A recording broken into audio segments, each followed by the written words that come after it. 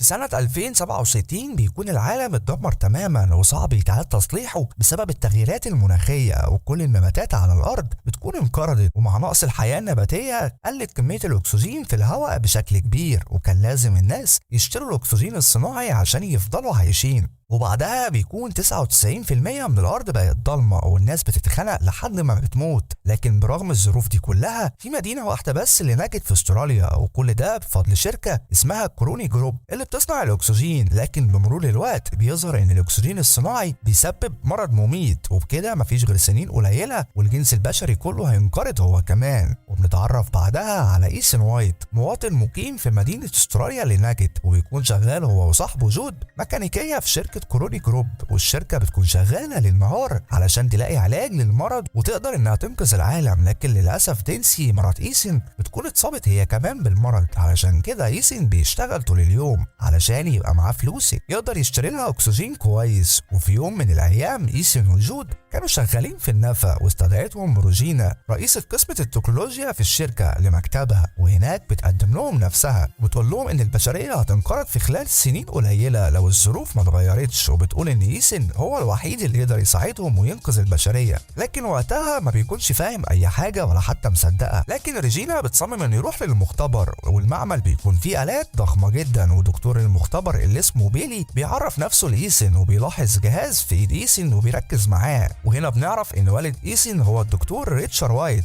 اللي بدأ المشروع ده من 20 سنة. وبنعرف ان الآلة الموجودة قدامهم دي آلة الزمن واسمها كورونيكال، وفي اول تجربة ليها كان لازم يبعتوا موجات الراديو علشان يعرفوا ايه اللي في الجنب التاني. وساعتها اكتشفوا ان المستقبل بعد 407 سنة، يعني في سنة 2474، وان الارض هتبقى مليانة نباتات لدرجة انه هيرجع فيها الاكسجين من تاني وهيحافظ على حياة الانسان. فكروا ان بما ان البشرية هتكون موجودة لسه بعد كام 100 سنة دول، ده معناه انهم احتمال يكونوا لقوا حل لكل المشاكل اللي في الوقت الحاضر بما فيهم علاج المرض والاكسجين. لكن في حاجة حصلت حيرت العلماء، الموجات اللي بعتوها رجعت لهم من تاني، ولما فكوا الشفرة بتاعتها اكتشفوا ان في شخص من المستقبل بعت لهم رسالة بتقول يبعتوا إيسن وايت. وده السبب اللي خلى ريجينا والفريق كله عايزين يبعتوا إيسن للمستقبل علشان يجيب العلاج. في الوقت ده إيسن كان واقف مصدوم، ما بيكونش قادر يصدقهم، وبيفكر ان روجينا دي ممكن تكون بتخدعه، غير انه اصلا مش هيقدر يسيب زوجته المريضه ويروح للمستقبل، علشان كده بيرفض انه يساعدهم. بعدها بيروح هو وجود لمطعم عشان يتعشوا، وكمان بيشتروا الاكسجين الصناعي. وهناك جود بيحاول يقنع إيسن انه يوافق على الخطه ويساعد الشركه في انقاذ البشريه. لكن إيسن بيستهزأ بكلامه وبيقول انه مش عايز يكون زي والده. وهنا بنعرف ان إيسن بيكره والده جدا لانه ما كانش موجود جنبه من طفولته من 20 سنه، وان والده ساب البيت ومشي، وكمان والدته اتقتلت لما كان طفل،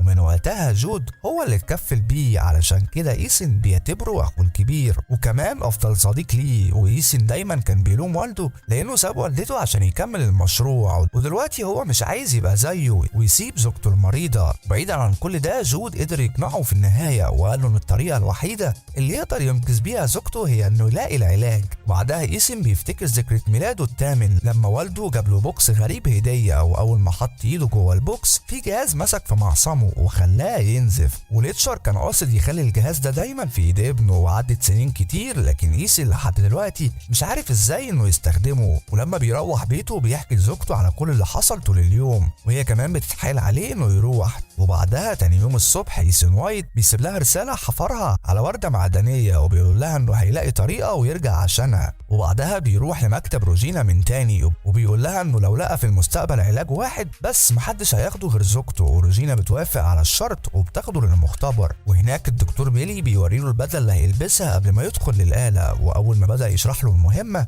إيسن استوعب من كلامهم انهم ما عندهمش خط اصلا، وكمان ما عندهمش فكرة عن اللي هيشوفه او هيواجهه في الناحية التانية. بعد ما لبس البدلة بيسلموه جهاز ذكاء اصطناعي اسمه أرشي، واللي بيظهر حالة الصحية لإيسن عندهم في المختبر طول الوقت، وكمان هيساعده يتنقل في المستقبل. بعدها بيحطوه في الآلة وبيبدأ إيسن يتحرك بسرعة عالية جدا عبر الزمن، وفي النهاية بيقع من السماء في غابة مجهولة. وبسبب قوة الاحتكاك في الهواء النار بتمسك في البدلة بتاعته، بيخرج منها بسرعة وبيبص حواليه وبيعجب جدا بجمال الطبيعة. وبيلاقي ان العالم اتغير تماما والاشجار رجعت وكمان الاكسجين بقى طبيعي ونقي في الجو، وبيمشي في اتجاه اللي ارشي بيقول له عليها، وبيشوف باب متحصن جامد لكن بيلفت انتباهه هيكل عظمي واقع قدام الباب بالظبط، وجمجمته كان فيها ثقب مكان للرصاص. والاغرب من ده كله انه بيبص على الاسم اللي موجود عليها وبيترعب لما بيشوف اسمه. الهيكل العظمي ده هو ايسن ذات نفسه، وكمان بيلاقي ارشي شبه اللي معاه جنب الهيكل العظمي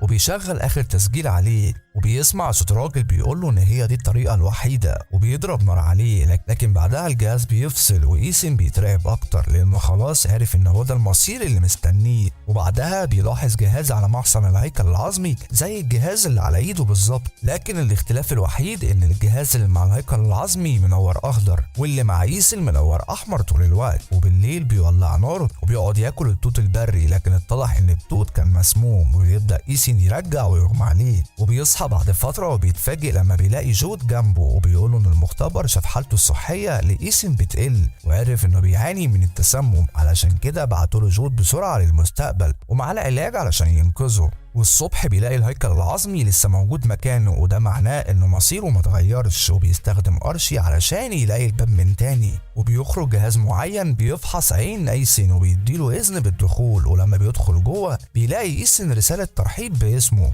والجهاز بيطلب منه عينه من DNA. واول ما بيوافق على الطلب بيبدا الجهاز اللي في ايده يضغط عليها جامد وبيخليه ينزف، وبكده بيقدر انه يفحص الدم، وبعدها بيتحول اللون لاخضر. ولما المكان بينور بيتفاجئوا انهم في مختبر الشركه لكن بعد 407 سنه. وجود بيتحمس جدا لانهم دلوقتي بقى عندهم الوسيله اللي ترجعهم للماضي، لكن ايسن بيعترض وبيقول انهم لسه ما غيروش حاجه وان الوضع هينتهي بيه زي ايسن الميت بره. وهنا ايسن بيتاكد من سجل النظام وبيلاقي تسجيل هولوجرام والده عامله بيقول فيه ان آلة الزمن اتصممت في الاصل علشان تجمع بيانات عن الاكسجين في كوكب في المستقبل، وبعدها ياخدوه للماضي. لكن لما والده بدا يشغل آلة الزمن اول مره لقى رسائل بتطلب منه يبعت ابنه للمستقبل، وبرغم انه كان خايف من ده بس اختار انه يعمل كده. وساعتها فحص DNA بتاع ايسن، وفي الوقت ده ايسن وجود بيستوعبوا ان آلة الزمن مش هتقدر ترجعهم لان بطاريتها خلصت تقريبا من 407 سنه. والاسوأ من ده كله ان تنشيط المختبرات سبب في حدوث خلل في الطاقه النوويه، وده معناه انه هيحصل انفجار نووي في خلال 4 ساعات. ودلوقتي المفروض انهم يلاقوا طريقه يصلحوا بيها آلة الزمن ويرجعوا قبل الانفجار.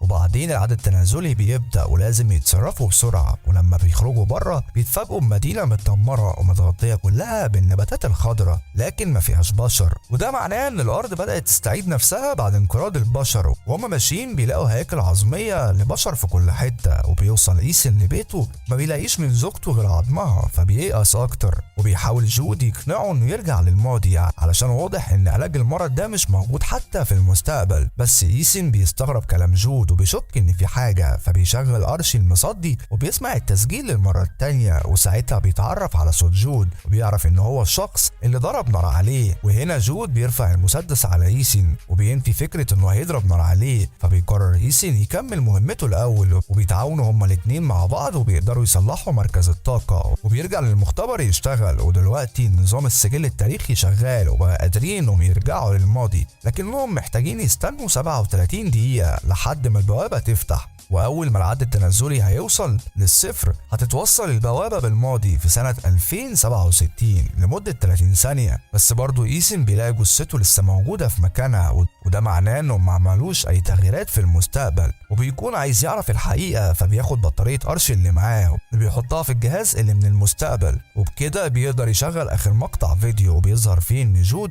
هيقتله في المستقبل. وهنا جود بيعترف ان مفيش امل في تغيير المستقبل وانه بيحاول يحمي ايسن، لكن ايسن ما بيقدرش يصدق كلامه، وساعتها بيقفل الباب عليه وبيحبسه في غرفه، وبيرجع يشغل التسجيل بتاع والده في اليوم اللي مات فيه، وبيشوف محادثه بين روجينا ووالده، واتضح ان والد ايسن كان عايز يستخدم آلة الزمن علشان يلاقي علاج ويقدر ينقذ بيها البشريه، لكن ريجينا كانت عايزة تستخدم الآلة علشان تهرب من الموت مع ناس قليلين هم اللي مختارينهم. بس ايا كان الخطة اللي اختاروها لازم حد يسافر للمستقبل ويشغل آلة الزمن، لانهم علشان يبعتوا المادة الحية بأمان عبر الزمن فلازم يكون النظام شغال من الناحيتين ويتوصلوا ببعض. وعلشان ريتشارد يوقف خطة روجينا بيقفل آلة الزمن وبيحط الحمض النووي بتاع ايسن مفتاح القفل بتاعها. واول ما روجينا عرفت قضت عليه فورا وامرت جود ينهي حياة والد ايسن ويبقى واصي عليه لحد ما جه اليوم اللي يقدروا يستخدموا فيه معصم ايسن ويوصلوا للمستقبل. وقتها بيبقى مصدوم جدا من اللي شافه، وطلع ان الراجل اللي كان فاكره زي اخوه هو نفس الشخص اللي قتل والده وكان هيقتله هو كمان. وبيزعل جدا من اساءة فهم والده اللي ما تخلاش عنه وعن عيلته. وبعدها بما انه عرف ان روجينا مخططة تجيب آلة مختارة من المستقبل حاول ايسن يقفل آلة الزمن، لكن جود بيظهر وبيحاول يوقفه وبيعترف انهم بعتوه هنا علشان يضمن ان ايسن هيبقى موجود في الوقت المناسب ويصلح الكهرباء لما تقطع. واول ما ايسن بيشغل آلة الزمن المفروض يموتوا، لكن خلال السنين اللي فاتت جود قرب جدا من ايسن وكون علاقة كويسة معاه. ولما بيشوف صديقه اللي اكتر من اخوه في الحالة دي بيحس بالذنب، علشان كده بدل ما يضرب الطلقة في ايسن بينهي بيها حياته هو. وايسن بيزعل جدا وبيندم وبيصمم انه ينفذ رغبة والده الميت، وهي انه يلاقي علاج للبشر اللي بيموتوا. وبيبص على الشاشة وبيلاقي ان الرسالة الاولانية اللي كاتبها والده، وهنا بيستنتج ان الرسالة بعتها نفس الشخص. وبعدها بيعيد تكوين الرسالة مرة تانية وبيبعتها للماضي، وده معناه حاجة تانية في الوقت ده. وبتكون روجينا في المختبر في سنة 2067 مع المجموعة المختارة مستنيين بفارغ الصبر تفعيل آلة الزمن، لكنهم بيتصدموا ان آلة الزمن رجعت لهم نباتات منقرضة ومعاها نسخة من تسجيل قتل والد ايسن. بعدها ايسن بيدمر آلة الزمن وكده فشلت خطة روجينا، وفي النهاية بيتقبض عليهم بتهمة القتل وبيتم زراعة النباتات اللي اتبعتت من المستقبل لعام 2067 علشان تحسن كوكب الارض. توصل لزوجة ايسن وردة مبعوثة لها مخصوص وساعتها بتفهم قراره، كده ايسن هيفضل موجود في المستقبل لوحده. بعدها بيدفن جود وبيسامحه عن اللي عمله. بتلفت انتباهه فراشة جميلة بتاخده مرة تانية لنفس المدخل، وبيفرح لما بيلاقي جثته اللي كانت هناك اختفت تماما، ويرجع يبص على العالم الخارجي وبيحس انه في قمة سعادته لما بيشوف المدينة في المستقبل صديقة للبيئة على عكس المدينة المهجورة اللي كانت موجودة قبل كده. وتأكد فعلا ان قراره غير مستقبل البشرية. وبكده يكون فيلمنا خلص يا صديقي، ما تنساش انك تشترك معانا علشان يوصلك كل جديد. اشوفك الفيلم الجاي، سلام.